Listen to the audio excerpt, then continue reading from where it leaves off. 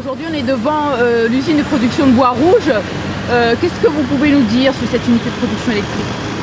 Alors l'unité de production en bois rouge est à mon sens innovante, donc ça a été construit en 3 tranches pour pouvoir répondre à la demande énergétique du secteur de Saint-André et du secteur de la micro-région Est. Mais elle a la particularité de procéder à une cogénération avec la bagasse qui lie totalement deux économies, l'économie énergétique et l'économie agricole. Donc là aujourd'hui on a derrière nous cette usine qui permet de construire un modèle économique qui se soutient mutuellement. Donc où situer cette production au vu des perspectives d'énergie renouvelable?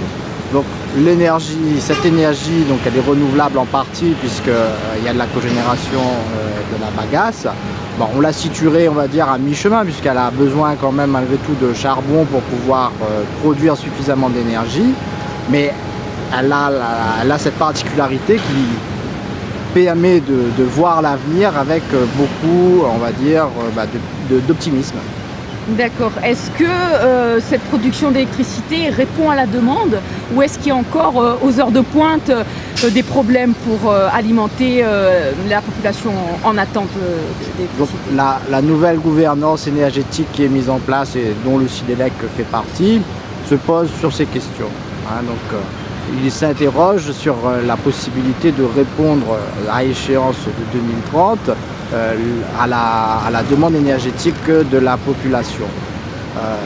L'usine de bois rouge, elle a une particularité de donner de l'énergie sur le fond, c'est-à-dire qu'elle ne peut pas répondre à une pointe de demande, mais par contre elle répond grosso modo à tous les besoins énergétiques. Les pointes sont fournies par les usines thermiques qui sont situées au port et à la possession. En termes de pollution, est-ce qu'il y a actuellement des projets pour justement diminuer la production de gaz à effet de serre? Donc l'usine de bois rouge travaille sur des dossiers, notamment avec la CIREST, pour effectuer de la cogénération avec les déchets verts. Donc on se place dans la politique de développement durable sur laquelle on s'est déjà lancé. On essaye avec la bagasse et on essaye de continuer avec les déchets verts. Donc on essaye de diminuer l'impact que peut avoir l'énergie fossile, donc l'énergie du charbon, sur les effets de serre. Donc c'est plutôt encourageant pour l'avenir.